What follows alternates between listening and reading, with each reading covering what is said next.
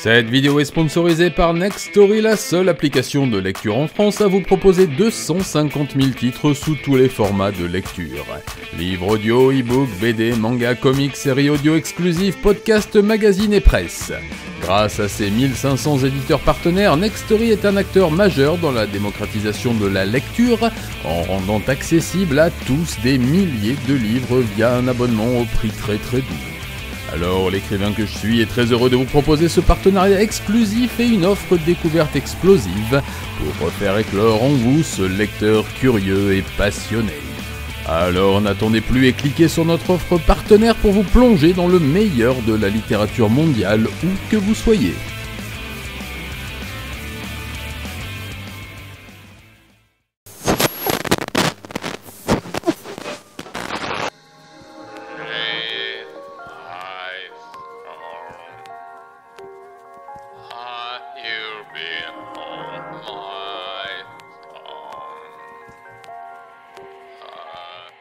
Je vous ai sélectionné 5 groupes japonais, parce que, bien pourquoi pas, il se trouve que j'ai écouté pendant très longtemps beaucoup d'artistes japonais. Salut Soleil nous dit bonne nuit, paradoxe. J'ai écouté beaucoup d'artistes japonais parce que tout simplement j'étais très impliqué aussi dans la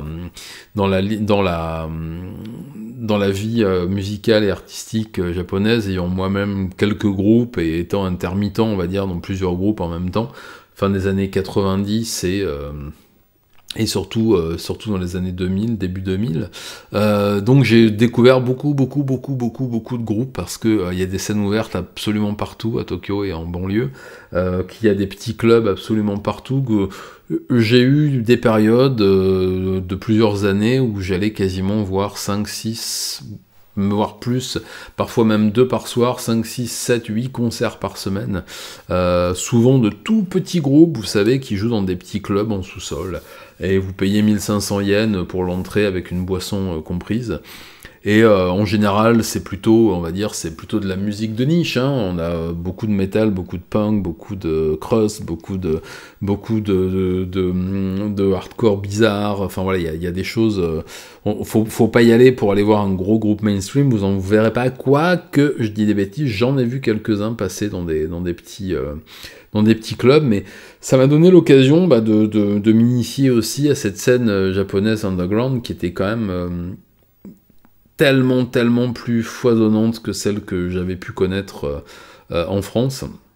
Ça m'avait un peu rappelé ce que j'avais pu voir quand j'étais étudiant en Californie, où là, pareil, quand vous alliez à Sacramento ou à Los Angeles, dans certains coins, vous aviez des clubs partout, et vous pouviez voir absolument tous les styles, et du gore grind, du grindcore, du crust, du punk crust, du brutalcore, enfin, il y avait absolument de tout, mais j'étais vraiment abasourdi par cette scène. J'ai découvert des groupes fabuleux, je me suis fait des amis pour la vie dans certains de ces groupes, et je pense à toutes mes amies de Zombie Lolita par exemple, à Nekoi aussi, d'Upside-Doll, avec qui j'entretiens une relation familiale depuis quasiment, et bien d'autres encore, et ça m'a permis aussi de m'élargir un peu sur d'autres styles que je connaissais pas forcément. Et donc voilà, je voulais vous présenter 5 groupes que vous connaissez, je pense, pas du tout, peu. Et donc non frérot, il n'y aura pas Diel Anglais parce que tout le monde nous connaît du coup, et je pense que j'en ai là, on pourra en parler un peu après. Et du coup, je vais vous parler de ces 5 groupes, on va en écouter un petit peu. Alors si je fais une rediff sur YouTube, il faudra que je coupe parce qu'il y en a certains qui sont signés chez des labels, donc bon, ça va être compliqué. Pour les autres, je pense qu'il n'y aura pas de problème, a priori, c'est des groupes qui se produisent eux-mêmes. Enfin bon. En tout cas, voilà, je vais vous faire une petite sélection ce soir. Je voulais qu'on parle un peu de groupes que vous connaissez peut-être pas forcément. Remonter ma caméra un petit peu, attendez, parce que Voilà. Ah ben on est mieux comme ça, voilà. Ça me coupait ici, j'aime pas. Et voilà, donc on va passer... hop là. On va passer, allez où ma souris? Ben elle est là. On va passer sur l'autre écran. Allez, on se voit tout de suite. Ah, me voilà. Donc, ce soir, je voulais vous faire découvrir, j'espère, 5 groupes qui m'ont beaucoup marqué pendant toutes ces années, des groupes que j'écoute toujours très régulièrement pour certains, assez peu pour d'autres, parce qu'ils correspondaient peut-être plus à une période de ma vie. En tout cas, le premier que je vais vous présenter, alors je vais aller un peu crescendo, donc de trucs le plus écoutable, on va dire, à des trucs un peu plus rentre dedans, ou juste un peu plus conceptuel, un peu plus bizarre. Et je voulais vous parler de On Mioza, je sais pas si vous connaissez. Voilà, les jeux qui m'ont marqué, c'est les CD qui m'ont marqué. La pochette est très très très basique, je vais vous parler de cet album-là, Koujin Rasetsu, qui est mon album préféré, vraiment. On Mioza, je sais pas si vous connaissez, si certains d'entre vous connaissent ce groupe. C'est un groupe qui a une trentaine, non pas tout à fait, ils sont la première mouture, oui, cette mouture-là a été créée en 99 par Koloneko. C'est un groupe de heavy power folk qui utilise pas mal d'instruments traditionnels et d'arrangements traditionnels dans sa musique, mais qui à la base a une base rythmique, une base musicale qui est très très très très influencée par la new wave of British heavy metal des années 80, notamment par Judas Priest, par Maiden, et ça se retrouve énormément dans les riffs, dans les jeux de guitare, dans les thématiques abordées aussi, mais avec une originalité vraiment très très très particulière. Ouais, ça ressemble un petit peu, tout à fait, Adrien. Et c'est un des premiers groupes du genre que j'ai découvert. J'ai eu une période où j'essayais de trouver des groupes un peu folk, enfin, en tout cas des groupes qui utilisaient des instruments traditionnels dans leur musique. Alors pas du pipeau metal, hein, parce que vous savez, je suis vraiment pas fan de pipeau metal, Corpiclani et compagnie, ça a tendance à me gonfler. Mais là, on est vraiment sur du heavy power plutôt bien fait, assez vraiment ça. On sent énormément les influences de Judas Priest, qui est un de mes groupes préférés, donc ça tombe bien. C'est en fait la version aboutie, sérieuse et absolument passionnante de ce qu'a essayé de faire Baby Metal musicalement. Parce qu'on est vraiment sur du gros riff qui tape avec des rythmiques vraiment, mais là c'est réussi. Voilà, je vais rien dire d'autre. Et la chanteuse Koloneko, qui est la fondatrice du groupe, qu'on voit un peu ici, voilà, en kimono. Sur scène, ils sont absolument fabuleux, ils ont vraiment des concerts assez impressionnants. C'est elle qui écrit, les paroles et qui fait quelques compositions. Et c'est Matatabi, je crois, le bassiste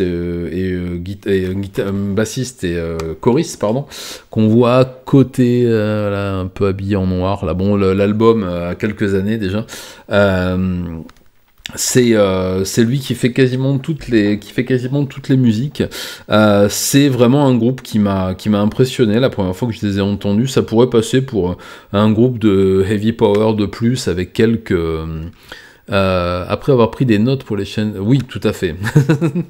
Ça aurait pu passer pour un nouveau groupe de heavy power avec un petit peu de koto ou de shamisen derrière, et pas du tout. Je trouve qu'il y a une patte qui est assez particulière. C'est pas non plus dans la veine des groupes de Visual Kei là, des années 80, fin des années 80, début des années 90, où là, c'est vrai que je suis un peu passé à côté parce que j'ai pas été un grand fan. Par exemple, tout à l'heure, on parlait d'Il Anglais. Toute leur période visual, là, je déteste. Par contre, à partir de la fin des années 90, là, ça a commencé à être plus sérieux. Et donc voilà, c'est pour ça que j'ai choisi en premier ce groupe-là, parce que ça va peut-être vous sembler plus familier à l'écoute, parce que c'est des sons que vous avez peut-être déjà entendus ailleurs. C'est quelque chose qui est peut-être un peu plus abordable, qui est vraiment métal. On va en écouter un petit peu, parce que je parle, mais si vous ne connaissez pas, et je vois que personne ne connaît puisque je n'ai pas vu remonter dans le clavardage, oh mais vas-y, en Mioza, je connais que ça et tout, donc ça veut dire que non. Je chausse mon plus beau casque, en même temps j'en ai qu'un. Et on va se passer quelques extraits. Qu'est-ce que vous en dites? Vous me dites si c'est trop fort.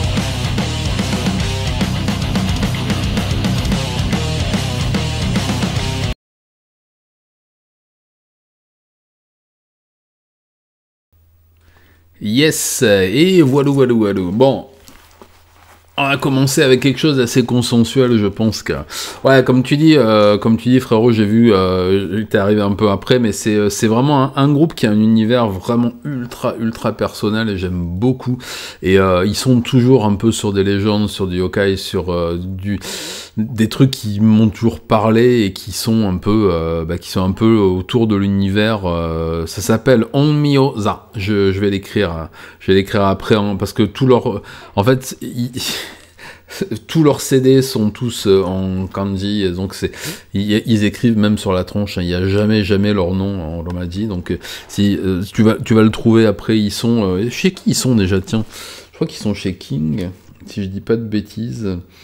Chez King Records, ouais, donc c'est quand même un gros label, et on trouve leur musique assez facilement. Ils ont une chaîne YouTube. Assez suivie aussi. Ouais, attends, bouge pas, je vais écrire. Hop là. Ah, mais. D'accord, ok, c'est comme ça. Alors. Ouais, bon. Hop. Et cet album-là que je vous montre, il s'appelle Kojin Alasetsu. Et voilà, et je compte sur vous pour aller essayer de découvrir un peu ce qu'ils font. Voilà, c'est un groupe qui m'a mis d'accord assez rapidement. Comme je disais tout à l'heure, il y a beaucoup de groupes de visual kei qui m'ont un peu gonflé, parce que ça se renouvelait pas forcément, et puis il y avait un peu tout et n'importe quoi. C'est une musique qui a sorti quand même des tas d'albums pendant une dizaine d'années, parce que c'était une des premières musiques japonaise à s'exporter, parce que le heavy metal japonais, à part Loudness, c'était pas vraiment exporté dans les années 80-90, on va dire. J'ai hésité à un moment à mettre dans ma sélection un album de Ritual Carnage, qui était un album de thrash metal assez brutal japonais des années 90. Ah oui, t'as raison, frère, Loudness, c'est excellent. Oula, je suis un énorme fan, mais bon, c'est vrai que c'est un groupe qui est quand même on va dire plus connu, plus diffusé. Et Ritual Carnage, c'était aussi un groupe que j'aime toujours beaucoup, qui faisait une espèce de thrash metal, limite death par moment, assez bourrinos, mais je me suis dit que ça risquait peut-être de déchirer quelques tympans, alors que avec Onmyoza, voilà, je voulais vous proposer ce groupe-là en premier, parce que moi c'est vraiment un groupe que j'ai toujours proposé pour mettre d'accord les gens qui disent oui, mais le visual kei c'est pas du métal, hein, mais enfin voilà, tergiversé, non. On n'est pas non plus chez eux dans un univers très comment dire, un peu néo-gothico, romantique, noir, comme dans beaucoup de groupes de cette mouvance-là, qui étaient très un peu tous basés sur le même moule, on va pas se mentir, un peu romantique, un peu maquillage noir et choucroute sur la tête avec robe noire pour les garçons et les filles. Là, on est plus dans un univers Satsujin, je trouve. Ça m'a même au tout début de la chaîne, j'en écoute toujours très souvent, et ouais, c'est ça, Versailles, moi, dis-moi, tout ça, voilà, mais il y en a même encore avant, il y avait beaucoup de groupes qui étaient là, mais je trouvais que dans Onmyoza, il y avait quelque chose de très Satsujin metal, c'est-à-dire que les sujets qu'ils abordent sont toujours assez proches des problématiques de monstres, de légendes japonaises, et c'est toujours dans un univers un peu noir, mais pas un univers noir simulé de romantisme à l'occidental, un peu, comment dire, un peu de réapproprié. On parle beaucoup de légendes, on parle beaucoup de choses qui m'intéressent, et puis je trouve que Koloneko, la chanteuse, elle a une voix qui est vraiment super lyrique, que j'aime énormément. Et puis Matatabi aussi derrière avec ses growls et tout, vraiment un truc. Enfin, je trouve qu'il y a un équilibre qui est vraiment top, quoi. C'est un groupe qui est très productif, hein. Ils ont commencé en 99, on est en 2023. Ils ont sorti 15 albums déjà, donc ça produit quand même pas mal. Et 23 singles et autres petits... hey, salut Hardy. 23 singles et autres compilations, petits lives, machins spéciaux. Ils sont extrêmement productifs et ils jouent sur scène extrêmement souvent. Moi j'ai eu l'occasion de... Ah ouais, c'est l'usine, mais ça se renouvelle. C'est ça que je trouve passionnant. J'ai jamais réussi à savoir si Koloneko et Matatabi, les deux piliers, la chanteuse et le bassiste, étaient mariés ou en couple ou quelque chose, parce qu'ils ont vraiment une espèce de... Oui, ouais, mais il y en a beaucoup comme ça, comme dit l'anglais, ils sont hyper productifs aussi. Ils ont tous les deux une espèce de symbiose, une espèce de truc un peu fusionnel là, dans les compositions qui me fait dire que... il y a possiblement une espèce d'alchimie assez hallucinante entre eux. En tout cas, j'ai jamais été déçu. Il y a eu des choses qui étaient moins originales que d'autres, effectivement, quand on sort 23 et 15, 38 galettes en 24 ans, c'est sûr que bon, on peut pas révolutionner les choses à chaque fois, mais ça reste toujours extrêmement qualitatif et surtout, ça reste assez abordable pour les gens qui soit aiment le métal occidental, le métal européen, le métal le heavy ou le power tel qu'on connaît, ou ceux qui aiment la musique un peu plus expérimentale, un peu plus un peu plus recherchée, parce que je trouve que les harmoniques, les arrangements sont vachement intéressants.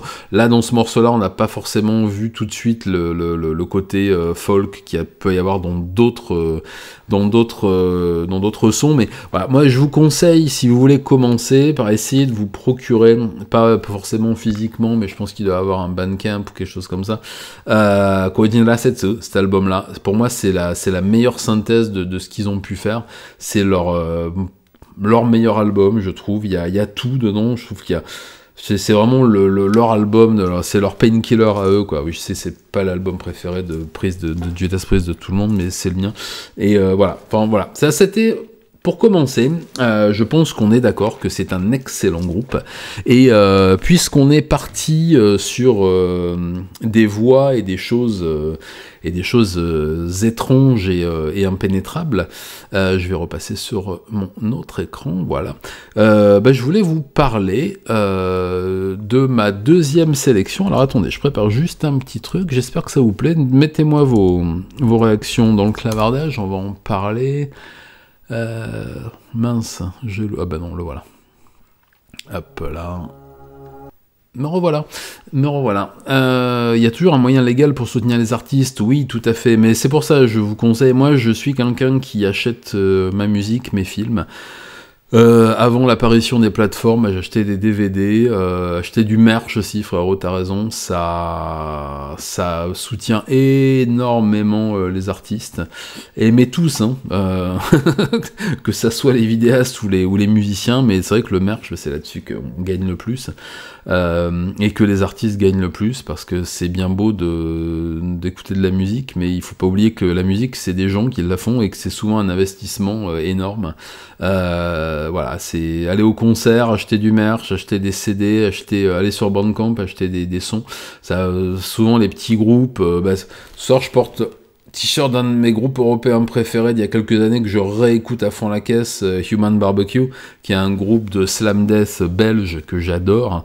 Je vais acheter leur t-shirt, leur CD sur Bandcamp. Je commande les trucs quand ils en sortent. Parce que ça, voilà, c'est rien, hein, c'est 30 balles tous les 2 ans, mais bon, c'est déjà ça. Et faites-le, c'est bien d'aller écouter la musique comme ça pour découvrir. Moi je le fais aussi, hein, sur Slam Worldwide, des trucs comme ça, vous avez tous les 2-3 jours 5-6 extraits de groupes qui passent, et puis quand il y en a un qui vous plaît, plutôt que d'aller sur des trucs de téléchargement russe, là, hein, je vous vois, bande de petits coquins, allez les télécharger là-bas, et puis si ça vous plaît, achetez la musique. C'est ce que je peux vous conseiller de mieux, parce que c'est ce que je fais, on découvre quand même des choses assez épatantes. Allez, on va changer de style un peu. Le deuxième groupe que je voulais vous proposer ce soir, et même si c'est vos potes, ah ouais, complètement frérot, surtout si c'est vos potes. Le deuxième groupe que je voulais vous proposer ce soir, c'est un duo que peut-être certains d'entre vous connaissent. Alors on n'est plus dans le métal, même si on reste dans un genre qui est très très très apparenté et qui est surtout suivi par on va dire par un public qui est, on va pas se mentir, plutôt orienté métal aussi. On appelle du Heavenly Voices, c'est-à-dire des groupes avec des chanteuses lyriques, souvent atonales, souvent dissonantes, souvent très expérimentales. Le groupe c'est Jack or Jive, je sais pas si vous connaissez. C'est un duo japonais, je dis, avec une chanteuse, Chako, qui est là depuis le début, qui est la fondatrice, l'élément clé que l'on voit un peu derrière, en fond, derrière moi, l'élément clé de ce duo, et Makoto, qui est le multi-instrumentiste qui a composé tous les albums. Ils ont 21 albums, hein. C'est un groupe qui a commencé en 1989, donc c'est vraiment un groupe très très très ancien. Ah, arigato gozaimasu. Concha desu. Arigato. Et donc c'est ça que je bois. Madame vous fait la présentation, c'est mon concha, c'est absolument délicieux. J'adore ça et c'est ce qui me permet de maintenir ma voix à niveau. J'en ai plus. Bon appétit. Ah, merci beaucoup. Merci. Ah, d'ailleurs. Ah, arigato. Merci. Et voilà, je reprends. Ça te dit quelque chose, Adrien? Oui, ils sont assez connus. Ils sont assez connus dans la sphère des amateurs de musique expérimentale. C'est un groupe qui navigue dans des sphères un peu étranges, on va dire. La chanteuse Chako est une chanteuse lyrique, mais qui est aussi un peu dans cette expérimentation vocale permanente. Les ambiances sont très ambient, justement.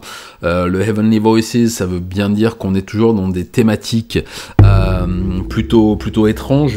Un de mes CD préférés, voilà. Alors ça, c'est de la soie peinte qui est par-dessus. Alors c'est une édition très limitée. Il faut savoir que c'est Chako, la chanteuse, qui fait tous les visuels, qui peint également. Voilà, donc ça c'est un morceau de soie qui a été peint à la main par ses soins à l'époque, puis découpé. On est voilà sur des éditions, de très belles éditions. Malheureusement, elle a un peu mal vieilli, la couverture. Enfin voilà, c'est toujours des éditions très qualitatives. On a le CD à l'intérieur et ensuite un petit portfolio de cartes postales avec Chako sur scène. Vous voyez, on est vraiment dans la joie de vivre et dans la bonne humeur. C'est pas une musique qui donne forcément la patate. Alors les photos sont floues parce que c'est artistique, voyez-vous.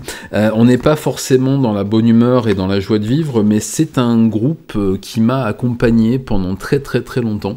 J'en écoute peut-être pas autant qu'autrefois, parce que c'est vrai que quand on a autant de CD, on sait plus quoi écouter et on se retrouve à écouter les mêmes choses. Mais Jack or Jive, je les ai écoutés pendant presque 20 ans quand ça allait pas, parce que vous savez, quand vous allez pas très bien, vous essayez de chercher quelque chose d'encore plus déprimant pour vraiment être sûr de pas aller bien du tout.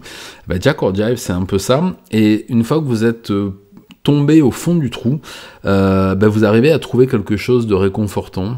Voilà, chez eux, j'ai toujours réussi à retrouver une petite lueur d'espoir au fond du plus profond désespoir qu'on pouvait trouver dans leur musique. Voilà.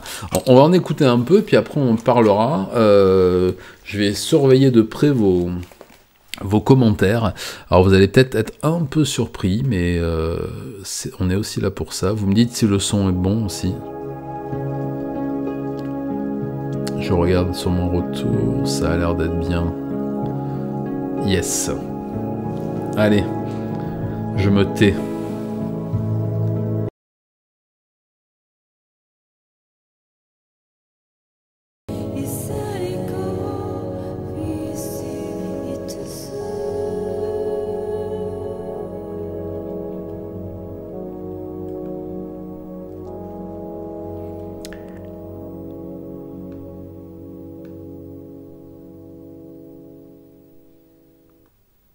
Allez, je laisse la dernière note quand même. Eh bien, écoutez, ouais, apaisant, tout à fait, apaisant, mais pas déprimant. Alors, tout à fait, je suis assez d'accord avec certains. Oui, on m'a dit qu'il y avait des musiques de Okabe qui ressemblaient un peu. Bah, c'est un genre, le Heavenly Voice, c'est un genre qui est assez répandu au Japon. On va pas se mentir. Moi, j'ai toujours préféré Jaco Jive aux autres parce que ils étaient dans le circuit underground. Les concerts de Jaco Jive, c'est waouh. Est-ce que vous connaissez un groupe allemand qui s'appelle Soper Eternus? Je sais que Viola connaît, on en avait parlé, c'est pareil, c'est un groupe un peu conceptuel qui joue énormément sur une iconographie très très morbide. Chako sur scène est habillé en fantôme japonais, c'est-à-dire en noir, en blanc, pardon, avec des vêtements déchirés, des espèces de choses un peu sales, salie avec de la terre, elle a un maquillage très très blond, ses cheveux noirs en bataille, enfin elle a un peu une espèce de Sadako pour vous donner une image qui va vous parler. Et puis sur scène, vous avez Makoto qui est avec son piano, avec sa harpe, un peu genre de... Oui, tout à fait, frérot, c'est ça, elle est vraiment dans cet univers-là, et la première fois que je les ai vus, c'était assez rapidement, quand je suis arrivé au Japon, j'ai dû les voir en 95-96, elles avaient déjà, enfin ils avaient déjà eu des, oui parce qu'il y a une fille et un garçon donc on doit dire ils, avaient déjà eu quelques tournées avec quelques groupes, mais je crois que Dead Cat Dance avait fait une tournée japonaise avec eux. Et en tout cas, il y a une ambiance qui est très particulière. Ils se produisaient surtout dans des petits clubs ou dans des salles classiques. Il y a certains albums qui sont Prayer, par exemple, un album tout bleu avec une espèce de vortex dessus que j'ai quelque part. Bon, je vais pas aller fouiller dans les étagères maintenant, mais... Et c'est vraiment un groupe que je me suis approprié comme on s'approprie d'autres. Tout à l'heure, je disais que certains d'entre vous avaient beaucoup écouté de Dead Can Dance. On se réapproprie ce genre de groupe assez facilement. Moi, je sais que Dead Can Dance, par exemple, on en passait beaucoup pendant les parties de jeux de rôle, parce que c'est vrai que ça colle parfaitement. Mais ça a fait partie des influences. Je sais qu'il y a eu une période dans les années 90, à la fin des années 90, où le monde du métal s'est un peu retourné vers d'autres musiques que les metalheads écoutaient sans vouloir vraiment le dire. Par exemple, Depeche Mode. Moi, je sais que Depeche Mode a eu une énorme influence sur les groupes de métal de la fin des années 90, au point d'en faire des reprises, etc. Parce que c'est un groupe qu'on écoutait plus ou moins en cachette, on va pas se mentir. Pour moi, pas en cachette, mais en tout cas, qui sont arrivés comme ça dans le groupe des influences que pouvaient avoir certains musiciens sur d'autres, et je sais que Maxwell de anciennement Two Guys One TV en parlait beaucoup dans ses vidéos des groupes que les metalheads écoutent et qui sont pas du métal. Jack or Jive fait partie de la sphère métal tout en n'en faisant pas, parce qu'on est dans ces univers qui nous rapprochent aussi de thématiques. Là, elle parle dans ses chansons beaucoup de nature, d'avenir de l'humanité, de destruction. Voilà, oui, tout à fait. Album Violator merveilleux, mais il y a beaucoup d'albums merveilleux, beaucoup d'albums merveilleux de Depeche Mode. Mais et voilà, je trouve qu'il y a une interpénétration sans vouloir être vilain des genres, et Jack or Jive est arrivé comme ça pour moi, c'est-à-dire que je les ai découverts en live dans un concert, si je me rappelle bien, au Loft Plus, au Kabukicho, et ça m'a littéralement scotché. C'était un concert de plus de 2 heures dans le noir, avec juste 2 ou 3 bougies pour éclairer la silhouette fantomatique de Chako. Et puis ces espèces de mélopées qui arrivaient comme ça d'un peu par... Oula, tiens, elle s'en va la voix. C'est voilà. Donc je vous conseille, je vous conseille tous leurs albums en fait. Alors je préfère ceux de cette période-là. Towards the Event Horizon, ceux-là par exemple, ou The Prayer. Ceux plus récents sont peut-être un petit peu moins Heavenly Voices, peut-être un petit peu plus classique, mais voilà, jetez-vous là-dessus à corps perdu, je vous jure que vous n'allez pas le regretter. Et d'ailleurs, je suis très content de voir vos réactions. On va passer au groupe suivant, et là on va commencer à sortir un petit peu de la sphère atmosphérique, lyrique et compagnie. Alors attendez, laissez-moi juste taper, hop là, pour préparer la suite, et voilà... Hop là, me revoilà. Allez, groupe suivant. On va pas tergiverser, on n'est pas là pour ça. Il est où le CD? Parce que moi, quand je vous parle d'un groupe, je sors les CD. Je vais vous montrer le dos. Vous allez voir qu'on change d'ambiance. Ah, c'est des reflets là. Voilà, là. Voilà, allez hop, je vous montrerai le devant après. On va changer un peu de style. Comme vous le savez... Moi, j'ai été, dans les années 80, bien qu'écoutant beaucoup de metal, thrash metal, heavy metal et compagnie, moi j'étais punk, j'aimais le punk rock, j'aimais le punk hardcore, j'aimais tout ce qui sortait des studios londoniens de la fin des années 70, et il se trouve que... en arrivant au Japon, j'ai découvert que la scène punk hardcore Oi était extrêmement présente et très active. Alors il y avait des groupes très connus comme Balzac, Kokobat et compagnie qui étaient sur le devant de la scène depuis très longtemps. Shonen Knife, aussi un groupe de filles de Osaka, très dans la mouvance Ramones, qui ont même été produits à un moment par Joey Ramone, et j'ai découvert un jour sur scène, grâce à mon amie Nekoi, la chanteuse du groupe Psydol, qui n'est pas du tout dans le même délire, mais donc la femme de Senno Naife, le roller mangaka, m'a fait découvrir ce groupe à l'occasion d'une tournée au Japon. Donc chez elle, mais avec un groupe que je suis depuis que je suis gamin et dont j'étais un fan, je suis toujours un fan absolu, qui est un pur groupe de punk rock anglais qui s'appelle The Toy Dolls.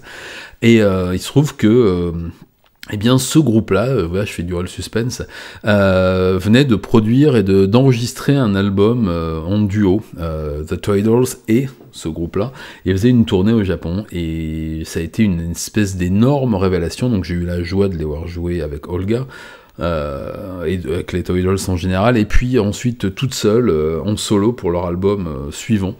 Et ce groupe, que certains d'entre vous connaissent peut-être, c'est Lolita 18, Lolita 18. Oui, je sais, leurs pochettes sont extrêmement jolies, je sais. Album karaté, ici, karaté, voilà. C'est un des groupes de punk rock japonais préférés de tous les temps, parce que ça va à l'essentiel, c'est vraiment, c'est du girls punk, hein, c'est que des filles. Elles ont été, le groupe existe depuis 1989. Elles ont sorti, je crois, je dis pas de bêtises, je crois que c'est 38 albums et une cinquantaine de splits, EP et compagnie. Enfin, elles sont quasiment à une centaine de sorties en tout. Mais en tout cas, elles ont 38 albums qui sont des albums concept, souvent des albums assez courts. On va pas se mentir, on va dire album. C'est souvent des mini-albums aussi. Enfin, en tout cas, il y a 38 titres qui sont sortis, 38 albums qui sont sortis, et une flopée, on va dire, pour rester poli, de EP, comme on dit en France, de split aussi, ce qui se fait beaucoup dans les groupes de grindcore, de brutal death, mais aussi de punk. Et j'aime toujours l'habillage voilà, c'est très simple et c'est très direct, comme leur musique. Et elles ont été à ce point-là influentes dans l'histoire du punk et de la oi et du punk rock japonais, qu'elles ont été donc produites par Olga des Toy Dolls, avec qui ils ont fait un album que j'ai quelque part aussi, mais si, il est juste à côté. Ah, mais vous avez de la chance. Allez, allez, je vous le montre. Alors que je dis pas des bêtises. Split. Voilà. Cet album est absolument fabuleux. L'arrière est aussi absolument fabuleux. Et pour tous les fans de Toy Dolls et puis de punk rock anglais et de punk rock en général des années 70-80, plutôt 80, je vous le conseille. Et cet album-là, justement, Karate, qui est absolument, vraiment génial. C'est mon préféré, c'est pour ça que je vous l'ai sorti. Je sais plus de quelle année il est, celui-là, il est un peu... Ah, il est de 95, ouais, voilà. Ouais, c'est ça, bah, c'est l'année que j'ai dû l'acheter au concert, c'est l'année où je les ai découverts. Et voilà, donc vous savez, je vous ai souvent parlé de Otoboke Viva, qui est vraiment devenu mon groupe préféré du moment, là au Japon, et qui s'exporte à travers toute la planète. Elles font des tournées absolument triomphales sur tous les continents. Bah, Lolita 18, c'est un peu les ancêtres de Otoboke Viva. Moi, je trouve qu'il y avait une énergie absolument génialissime. Elles n'ont pas eu le succès que j'attendais qu'elles aient. Bon, alors une fois de plus, elles ont eu 2 albums produits par Joey Ramone dans les années 90. Elles ont fait tourner aux États-Unis, elles ont fait tourner en Angleterre, en France, je ne sais pas, faudrait vérifier. Mais en tout cas, ça fait partie de ces icônes du girls punk, la japonaise. Il y en a beaucoup. Il y avait Joyampa Santis Mine, qui était absolument génial aussi. Enfin voilà.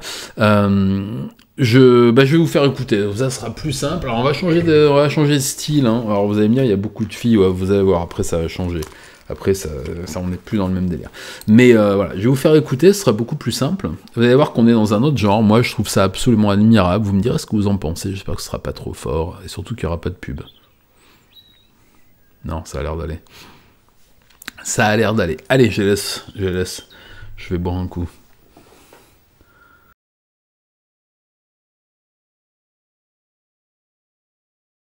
Et alors, qu'en avez-vous pensé, mes amis ? Dites-le moi et faites-moi plaisir. Dites-moi que vous avez aimé. Dites-moi que vous avez trouvé ça doux et agréable pour les oreilles. Parce que la suite risque d'être un peu moins douce et un peu moins agréable. Mais voilà, je tape juste le nom du prochain. Voilà. On était bien parti. Hop là. Allez, je reviens vous voir, me revoilà. Ah on voit le nom du groupe derrière. Ok. Oui, mais toi, frérot, t'aimes pas le punk, c'est pour ça. T'aimes pas, mais voilà, c'est... En fait, je pense qu'il faut avoir été bercé. Moi, j'ai vraiment été... Le punk est arrivé en France en 76-77, j'avais 6-7 ans, et j'entendais de temps en temps les musiques qui passaient. Ça a été vraiment la première, parce que dans ces années-là, faut bien voir que le métal, enfin le hard rock et les prémices du métal qu'on entendait de plus en plus à la radio et dans les balles et dans les soirées même de village, hein, il faut pas oublier que des groupes comme Maiden à l'époque, ils passaient régulièrement, ou Trust pour les Français ou d'autres, passaient dans les soirées, passaient à la radio, passaient un peu partout. Le punk rock, quand c'est arrivé, ça a été un peu plus brutal quand même. Alors il y a eu, on fera certainement un live dessus, mais il y a eu bien sûr toute la vague qui a été promue par McLaren et qui était quand même très beaucoup plus englobante, et que les médias ont tout à fait accepté, sans vraiment s'apercevoir qu'on se fichait de leur figure. Mais il y a eu aussi cette deuxième lame là qui est venue raser le poil pour de bon, et qui a été cette fois un peu plus brutale, et à tel point qu'il y a le thrash metal par exemple. Alors je sais que t'es pas super fan non plus, frérot, mais c'est vrai que moi, j'ai tout de suite, quand le thrash metal est arrivé, moi qui écoutais du punk et puis ce qui se faisait de plus énervé en métal, je me suis dit, tiens, voilà, le parfait crossover. Pourquoi en ce moment, je suis de nouveau en train de me buter, comme on dit chez les Jones, avec... Hop là, Municipal Waste. Voilà, parce que c'est débile, et que j'aime ça. Parce que on est c'est du revival, mais quand le thrash metal est arrivé, moi c'était parfait, c'était du punk joué par des métalleux, c'était formidable. Et justement, j'ai grandi avec ça, et ça m'a... j'ai toujours détesté par contre tout ce qui était Clash et compagnie, ça j'avoue que j'ai jamais pu accrocher. Dès qu'il y avait un poil de reggae ou de mid-tempo dedans, ça me gonflait. Par contre, quand la Oi est arrivée, aussi quand des groupes comme TBH ou surtout The Exploited, qui est un groupe que j'écoute toujours régulièrement, est arrivé et détruisait tellement tout, visuellement, vocalement, musicalement, que c'était pour moi, je trouvais ça indissociable pour moi d'écouter Punk's Not Dead et d'un autre côté Rain in Blood de Slayer, parce que Exploited Slayer pour moi c'était la même voix. Il y en a qui avaient des cheveux longs, d'autres qui avaient des crêtes, mais c'était la musique, c'était la même énergie, c'était les mêmes énormes directs du droit dans la tronche à chaque fois qu'on mettait le vinyle, qu'on mettait le diamant, qu'on allait les voir en concert. Et justement tout ça, ça m'a comment dire, ça m'a amené à jamais vraiment décrocher, à toujours m'intéresser à la scène punk rock, pas européenne ni occidentale en général, parce que je trouve qu'elle est complètement décédée depuis longtemps, et tout ce qui se fait après, tout ce qui a été fait dans les années... pour moi, mon avis de vieux punk de longue date, c'est des groupes comme Rancid et compagnie ont complètement tué le genre, et je trouve ça totalement... insipide et pas très très intéressant, mais bon voilà, en tout cas ça faisait partie des choses que je voulais vous faire écouter. Tu me dis Pixies, non, j'ai jamais été très très fan, et Un crochet du gauche aussi bien sûr. Pixies, j'ai pas jamais été très très fan, je trouve qu'il manquait juste quelque chose pour que ça me plaise. Je déteste pas, au contraire, je trouve ça plutôt sympa, mais j'ai jamais été extrêmement oui, je sais que Rancid en concert c'est vachement bien, je sais, ils ont une énergie de malade et tout, mais c'est vrai que sur album, j'ai moins accroché, tu vois. Et c'est vrai que je les ai vus en plus, Rancid, avec, je sais plus à quelle occasion, c'était un festival punk rock en Californie, et il y avait pas mal il y avait NoFX et compagnie. Et c'était chouette, mais c'est une autre musique, en fait. Je sais pas si c'est comment ça s'appelle, d'ailleurs je me suis jamais vraiment renseigné sur le truc, mais c'était plutôt pour moi du néo-punk ou du néo-punk rock ou je sais pas quoi, mais cette espèce d'énergie vraiment adolescente et un peu débile, ouais c'est ça, punk californien, ouais. Mais on est sur... Et encore une fois, hein, j'aime bien, franchement, il y a... Et Green Day, oui, Green Day, c'est aussi un des groupes que je préfère, hein, parce que je trouve qu'il y a un génie de composition, de création et de tout ce qu'on veut qui est juste fabuleux, mais on est passé dans un autre type. American Idiot, par exemple, c'est une œuvre, tu vois, c'est quelque chose c'est un opéra rock, c'est quelque chose de...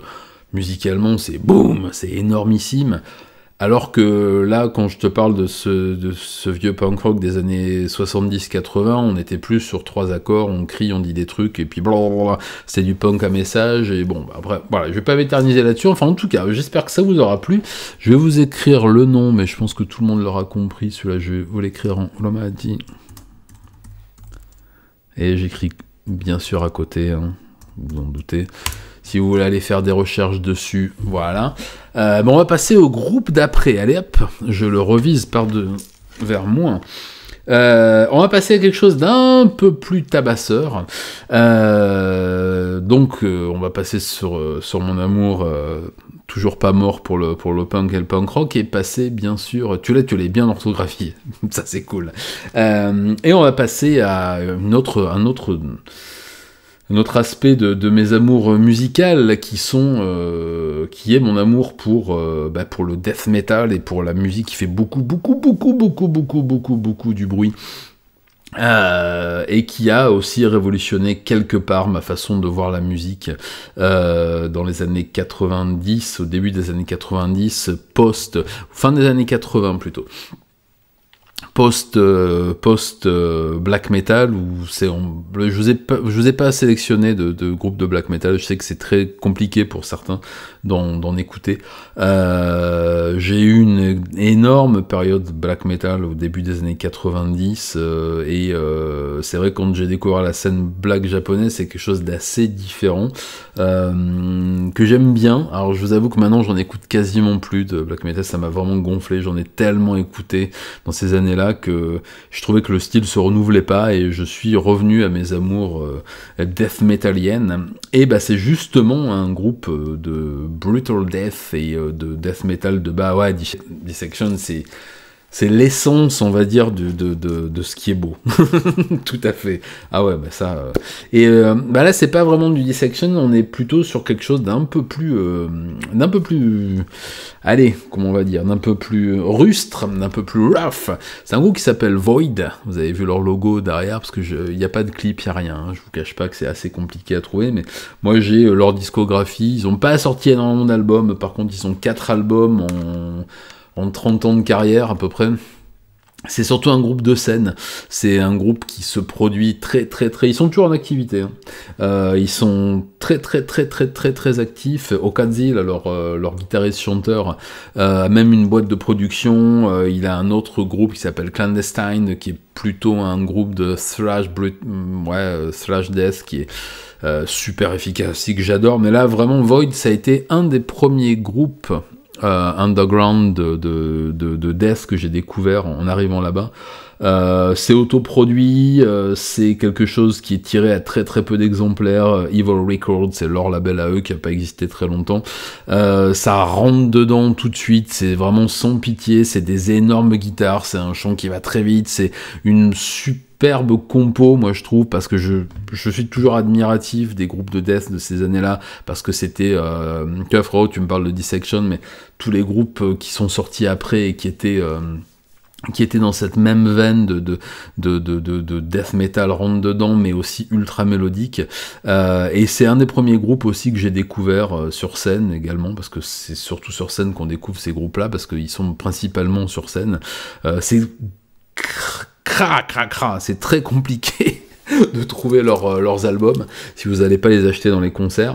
Ça a été un peu distribué dans les années 90 par une boîte de distribution et qui était aussi une maison de disques qui s'appelait Adiposer Records, qui était en France, que j'ai un peu connu, et chez qui j'ai acheté beaucoup de vinyles. Je crois que j'ai même leur production, c'est AR ou AC A001, 002, dès qu'ils sortaient quelque chose, parce que justement ils allaient à la pêche et à la chasse aux talents dans le monde entier. Ça a été un label qui a été très orienté death, brutal death, un peu black aussi à un moment, et je sais qu'ils ont été Void à un moment a été distribué en France par Deeposer, mais sinon pour trouver ce genre de groupe il faut vraiment aller acheter leurs albums dans les concerts, et de toute façon des concerts ils en font tout le temps. Alors je n'ai pas trouvé de live, je vous l'ai dit tout à l'heure, et même si j'en avais trouvé un, je pense qu'il aurait été pourri. Je vais vous mettre l'album, je crois que les pistes sont détachées, voilà, alors préparez, ouais, je vais vous mettre la fin de l'instrumental, et puis voilà, comme ça vous serez prêts. Je préfère vous prévenir tout de suite, on est sur quelque chose d'un peu plus touffu que tout à l'heure, mais encore une fois, je trouve que c'est un groupe virtuose et absolument merveilleux. Vous m'en direz des nouvelles, vous me dites si ça vous plaît, si ça vous gonfle, on arrête. Enfin, en tout cas, ça a été un groupe qui a énormément compté dans mon existence et que j'écoute encore régulièrement. Voilà.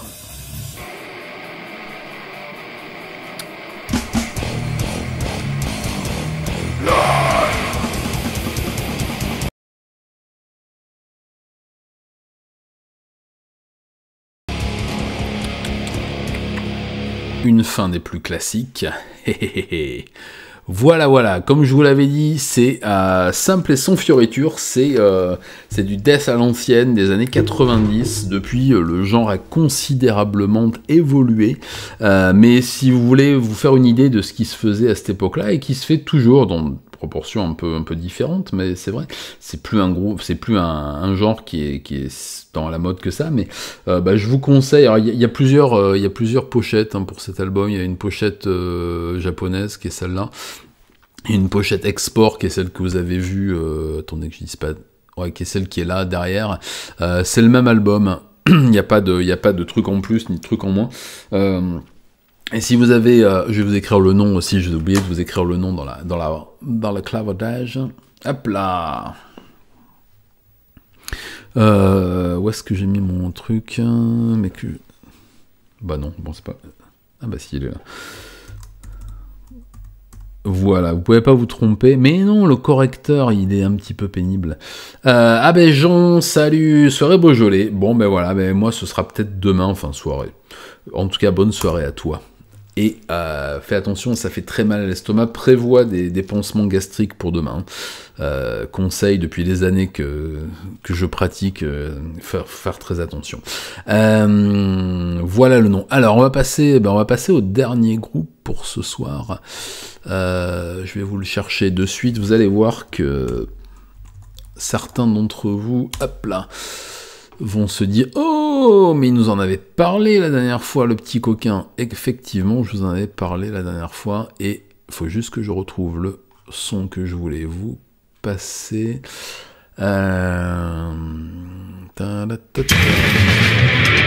ben non, voilà, c'est parti trop tôt. Oh là là là. Je ne sais plus ce que je voulais vous mettre. Bon, mais je vous mettrai celui-là, ça ira très bien. On va en écouter un petit peu en fond. Est-ce que vous allez voir... Ah oui, vous allez voir la pochette. Bon, je vais pas faire 21h43, nous sommes dans les temps, tout à fait, nous sommes dans les temps.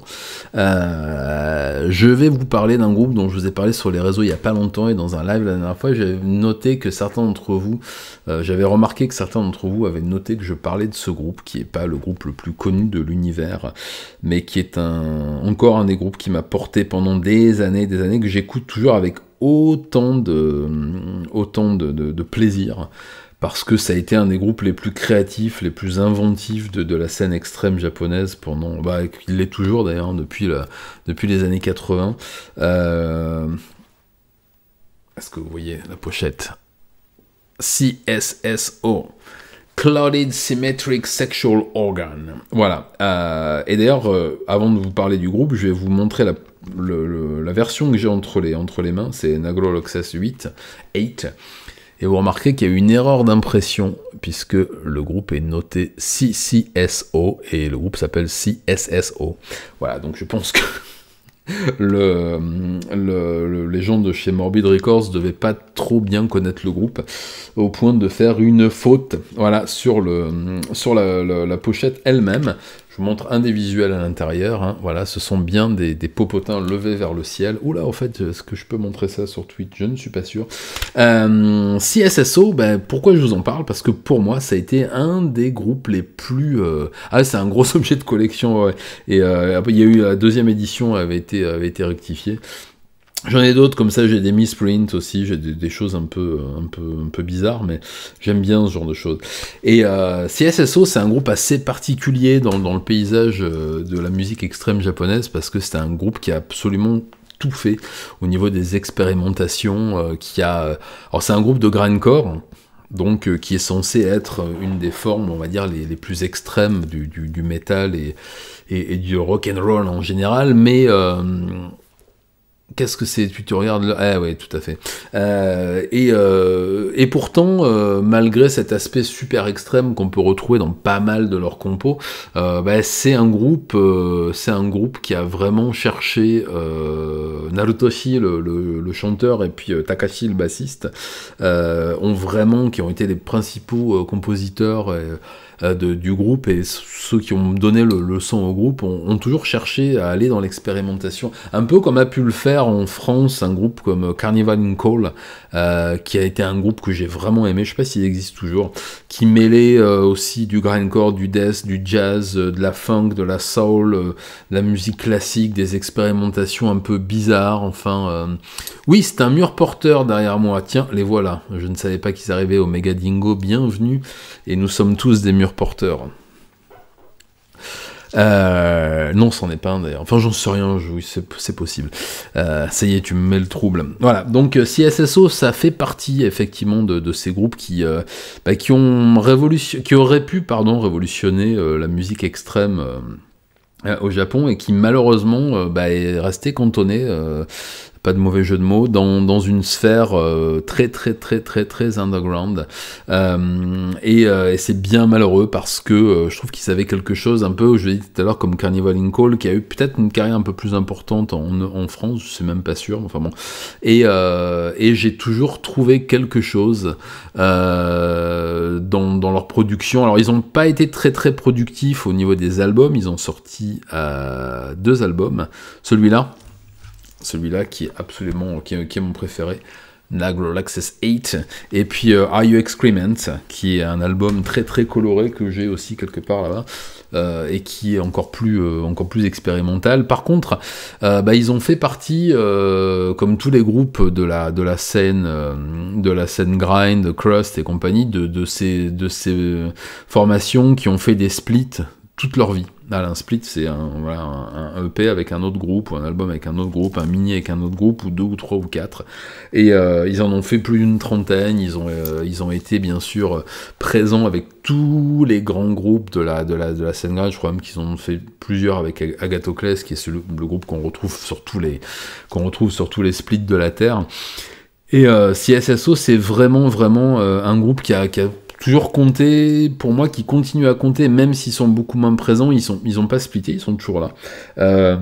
Naruto aussi, donc le chanteur, a monté son label, Obliteration Records, qui produit pas mal de death, pas mal de grind, pas mal de groupes très très underground, mais qui est quand même très présent sur la scène encore, et qui produit pas mal de choses intéressantes, peut-être un peu moins que ce que j'aurais pu espérer, parce que bon, il reste quand même il essaie de gagner sa vie avec son label, donc je peux le comprendre.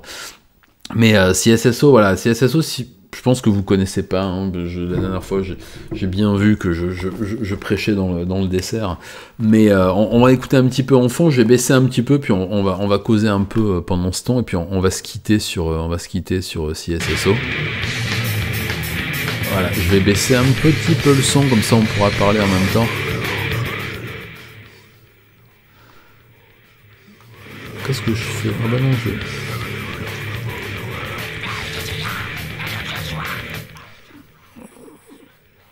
Ouais, ça a l'air bien, là.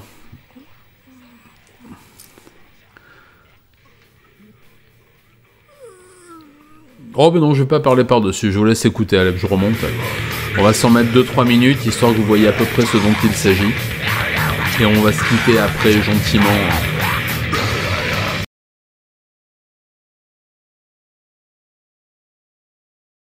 Allez, je coupe brutalement au milieu, je sais que ça se fait pas, mais je coupe brutalement au milieu.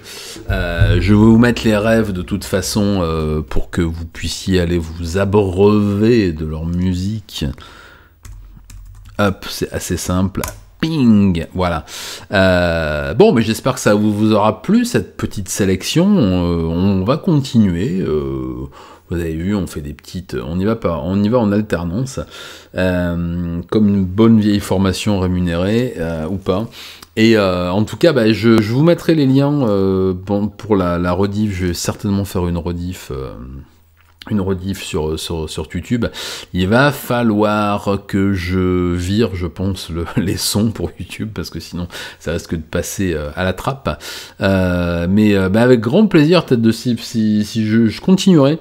J'ai plein de petits trucs. Bon, là c'était vraiment des groupes que j'aime énormément, que j'écoute régulièrement, ou que j'écoutais régulièrement, qui étaient importants, je voulais vraiment vous les faire découvrir. On reparlera peut-être de CSSO, parce que l'autre album est pas mal du tout, et on pourrait même se faire une session intégrale où on discute, on voit un peu, on essaie de décortiquer, parce que il y a tellement d'influences dedans et on pourrait même peut-être se passer un coup de Carnival in Call la prochaine fois, parce que je suis sûr que dans ce qu'ils ont sorti, il y avait des influences de CSSO, parce que il y a des choses qui me semblent pas être des coïncidences. Et c'est le cas pour beaucoup de groupes de l'underground japonais, où on retrouve de temps en temps quand même des petites compos récurrentes chez certains groupes qui ont mieux marché en Occident. Mais bon, ça, je pense que personne n'est à l'abri d'une inspiration d'un moment, on va dire. Voilà. En tout cas, je suis content que ça vous ait plu. Je vois que ça a l'air d'être... j'ai pas vu passer ce live, moi non plus. Du coup, c'est vrai que quand je parle de trucs qui me passionnent... Vous l'aurez compris, la musique, ça fait partie des choses qui me passionnent, qui font même plus que me passionner, puisque ça fait partie de ma vie au quotidien. Il y a plein de choses que j'adore, mais que je ne pratique pas au quotidien. La musique, si. Ne serait-ce que le fait d'en écouter quotidiennement, du matin au soir, et presque souvent du soir au matin. Encore une fois, si j'ai pu vous faire découvrir des petites choses, n'hésitez pas. Envoyez-moi des messages, hein, si vous voulez que je vous envoie des liens. Liens de téléchargement Lego, bien entendu. Lego, pas les jouets, hein. Ouais, il est tard. Et puis, la prochaine fois, je vous présenterai peut-être d'autres petits trucs, peut-être un peu plus confidentiels. Quoique là, on n'était pas non plus sur des énormes groupes, hein, on va pas se mentir. On n'est pas sur des groupes qui vendent des millions d'albums, bien au contraire, mais ils ont quand même une place, parce que je sais que par exemple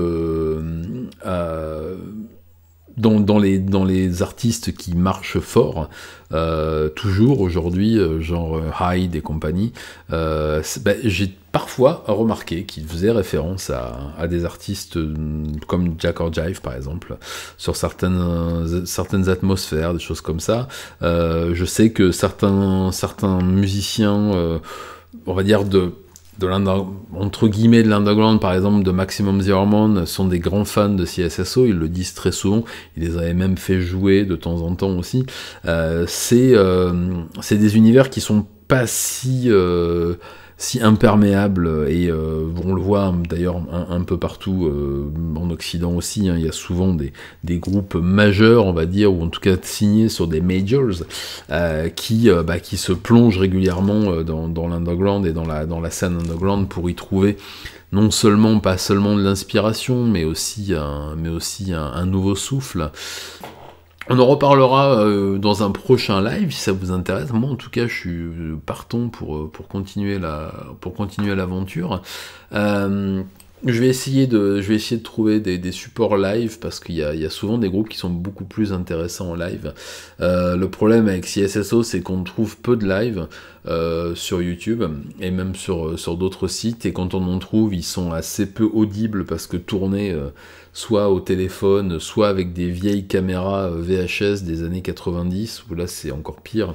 C'est un peu comme les lives de Didier Allin, quand on en trouve, c'est inaudible. Ça a juste l'avantage d'être rigolo à regarder, enfin rigolo, intéressant à regarder. Et il y a d'autres groupes comme ça. Alors je cherche pas à vous faire connaître des groupes les plus impossibles et les plus improbables qui puissent imaginer, c'est pas du tout mon but. Là je vous ai vraiment montré et parlé de groupes que j'ai vraiment aimé, que j'aime vraiment beaucoup, et qui ont tous eu une place sur la scène, hein.